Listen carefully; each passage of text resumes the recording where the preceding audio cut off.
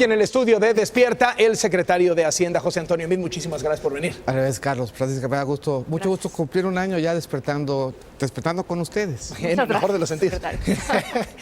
A ver, trivia.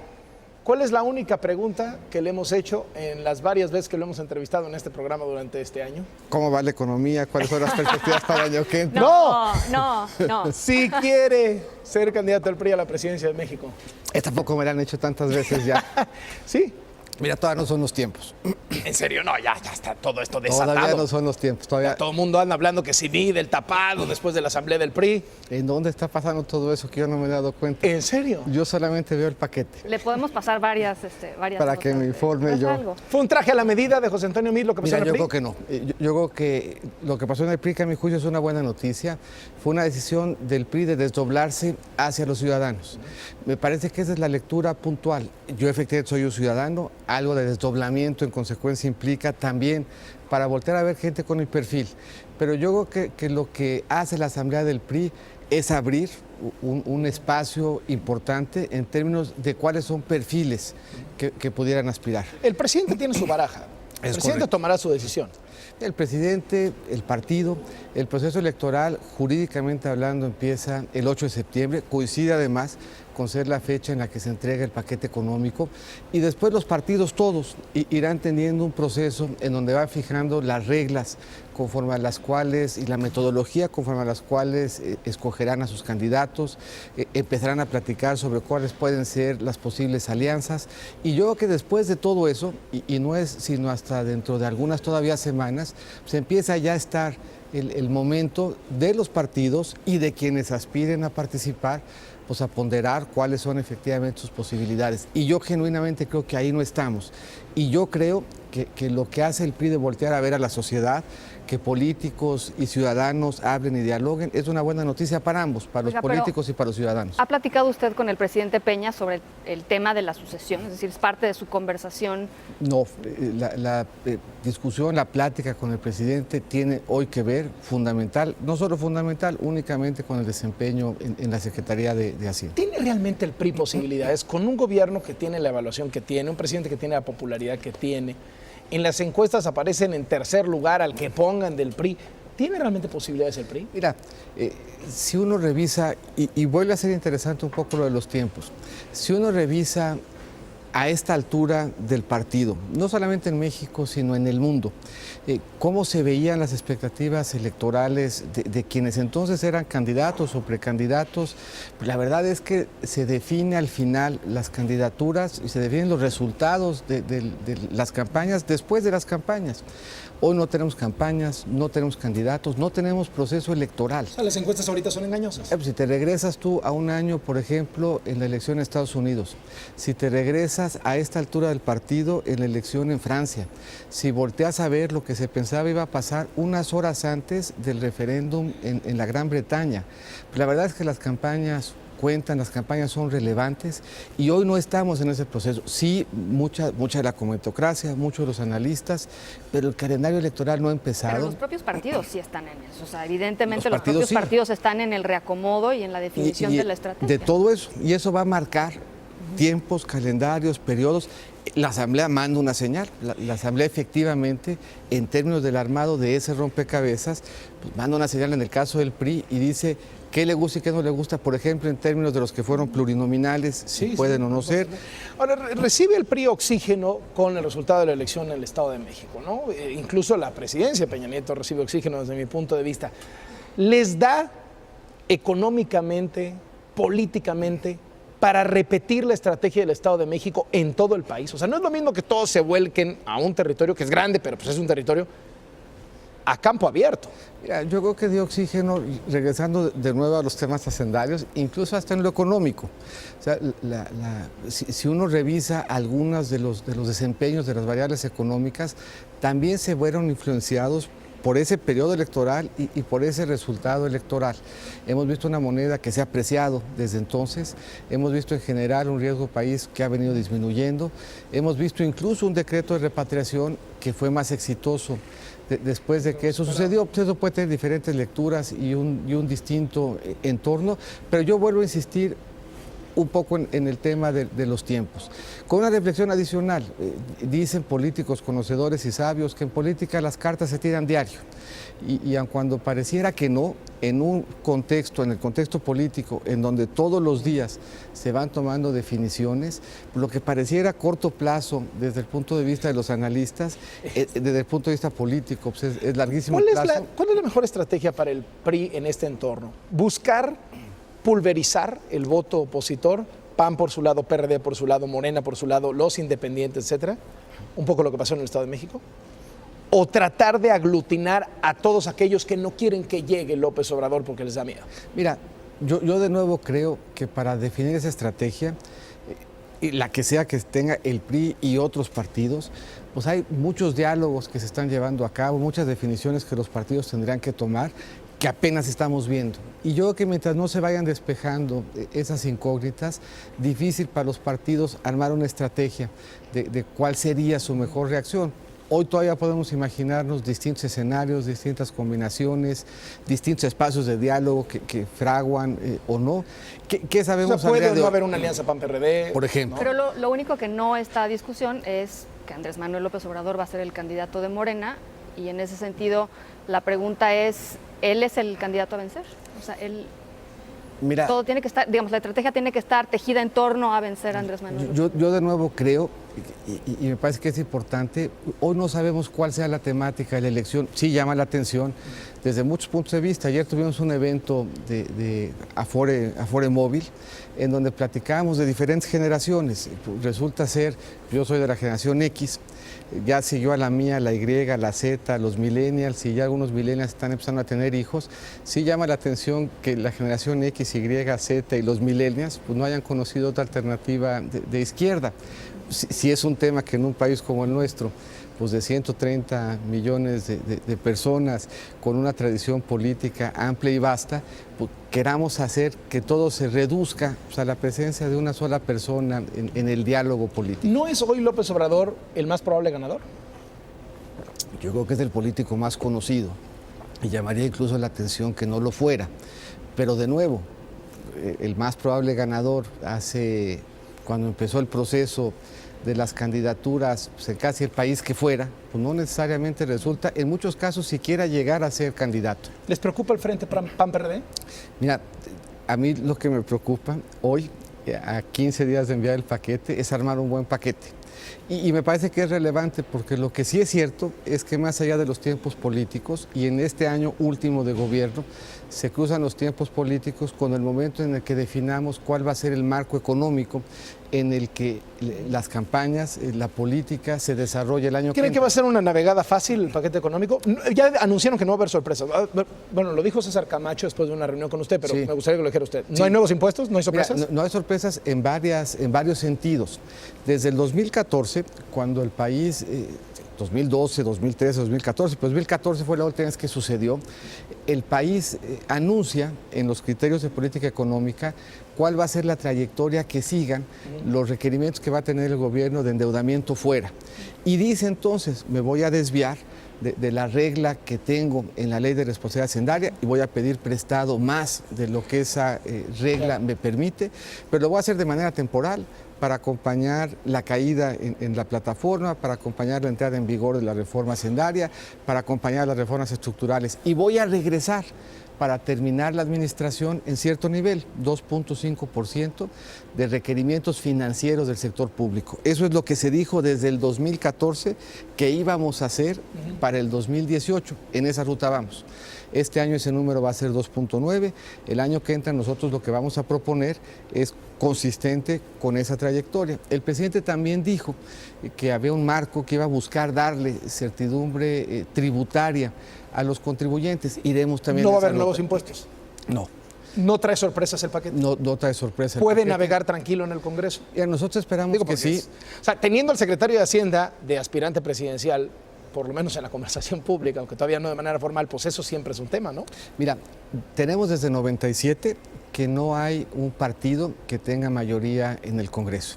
Eso quiere decir que tenemos desde el 97 construyendo consensos alrededor del paquete económico. Y en términos generales, desde el 97, uno de los activos que tiene México es que el paquete económico plural, un paquete económico consensado por varias fuerzas políticas, votado siempre por lo menos 2 partidos ya en 20 años, ha mandado señales de certeza. Yo creo que a todo mundo conviene que el paquete económico del cierre de la administración mande esas señales de certeza. Por lo que a nosotros toca, lo que queremos es que sus principales variables cumplan con la trayectoria que habíamos pactado, que volvamos a tener un superávit primario, que tengamos la inflación, ahí va, ¿no? Las expectativas están, yo creo, bien ancladas. Entonces, ¿qué podíamos esperar hacia el final de la administración? Una deuda que como porcentaje del PIB esté cayendo, un superávit primario que esté creciendo y que eso ayude a anclar en medio de la incertidumbre que viene de fuera y la propia electoral, un país que se entrega con buenas variables económicas para que desde ahí tengamos un activo importante. Oiga, y hablando de variables macroeconómicas y sin restarle importancia a la institución, si no es candidato del PRI a la presidencia de la República, ¿el Banco de México es su plan B? Mira, yo hoy soy secretario en este programa que cumple apenas un año. A mí ya me ha tenido de invitado de 2 secretarías distintas. No toca en este lapso más que concentrarnos en lo que estamos. Y toca porque de todas es una gran responsabilidad y oportunidad ser secretario de Hacienda. Y si uno se distrae, se dispersa, quiere anticipar tiempos, corre el riesgo de desconcentrarse y esta es la única secretaría en donde eso no puede, bueno, no es la única, pero es una secretaría donde no puede uno hacerlo y al final la satisfacción de hacer bien la chamba que hoy tiene uno encomendado, el espacio que a uno le encargaron, es una satisfacción importante y yo creo que no vale la pena especular de cuál podría ser el destino de uno. Paréntesis, el tema Rafa Márquez, ¿le están ayudando a Rafa Márquez con sus broncas en Estados Unidos? Mira, yo tengo, porque además ha circulado, yo hay fotografías mías en internet con Rafa Márquez, él trabajó muy de cerca con la Secretaría de Desarrollo Social. Yo estoy personalmente muy agradecido con él. Me parece que es un mexicano que nos ha inspirado, que es un mexicano que nos ha dado extraordinarios momentos. Me parece por la información que ha trascendido que hay espacios y temas que tiene que aclarar. Y nosotros estamos en la mejor disposición de trabajar con él en ese proceso en donde tendrá que hacer esas aclaraciones. Y me parece muy valioso que ese proceso se haga, que se haga pronto. Entiendo que esa es además la disposición que él tiene y yo le deseo éxito en ese proceso. ¿Lo están acompañando? Estamos en ese proceso, sí. ¿Se ve fácil? O sea, ¿se ve puerto de llegada? Yo espero que sí. ¿En cuántos meses podría zafarse Rafa de esta bronca? Es un tema que ha sucedido en otros casos. ¿Cuál es la información que tenemos? ¿Qué es lo que dice la lista? ¿Qué dice un anuncio como el que hace OFAC, que es una instancia norteamericana? Lo que dice es en los espacios patrimoniales de uno y otro, de Rafa Márquez, de Julián Álvarez y de cualquiera otro que se mencione, hay espacios de confusión patrimonial que pudieran estar vinculados con actividades delincuenciales.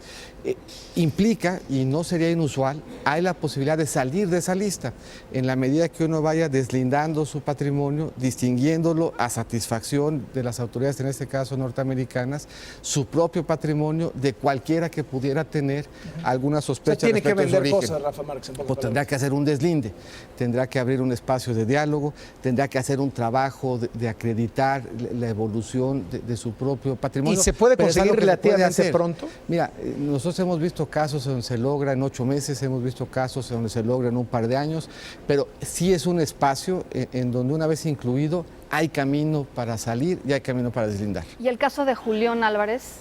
Tendría que hacer lo mismo. Tendría que ¿Es más complicado el caso de Julián que el de Rafa? No tengo los detalles puntuales. Nosotros estamos en la mejor disposición con ellos y con otros de trabajar en ese deslinde. Estamos obligados a darle efecto a la lista OFAC. Si nosotros tenemos información de una jurisdicción de que hay un tema patrimonial, tenemos que darle espejo a ese tema en nuestro propio espacio financiero, pero sí hay antecedentes claros, muchos, de gente que ha sido incluida y que ha hecho trabajo para poner sus asuntos respecto de ese anuncio en orden. La peor semana de Trump en medio de la primera ronda de la renegociación del TLC, ¿le conviene a México un Trump arrinconado?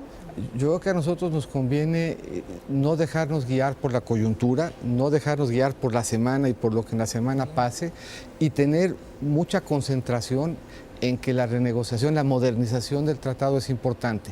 Yo creo que fue una buena semana para México. ¿De que Trump de un manotazo, de un tuitazo, se salga del TLC? Mira, tenemos un espacio de diálogo. Y tenemos un espacio de diálogo en donde hay muchos interesados, nosotros, muchos interesados en Estados Unidos y muchos interesados en Canadá.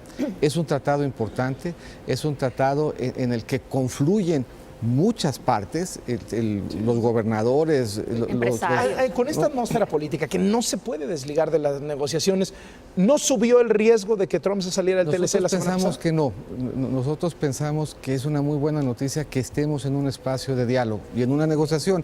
La negociación podrá tener diferentes resultados, no estará exenta de tensiones, no estará exenta de ruido, pero me parece que el que estemos en la mesa, que el que estén todas las contrapartes, que el que estemos bien acompañados, y en el caso de México, que se nos haya visto con una posición unida, bien organizados, bien encabezados, con gente de mucha experiencia y talento, da espacios de tranquilidad en una negociación que seguramente no será fácil, pero que es negociación al fin y que está encaminada por la vía de un diálogo. Hemos escuchado durante meses que hay un plan B, o que por lo menos tiene que haber un plan B en caso de que el señor Trump decida un día mandar un tuit y salirse del Tratado de Libre Comercio.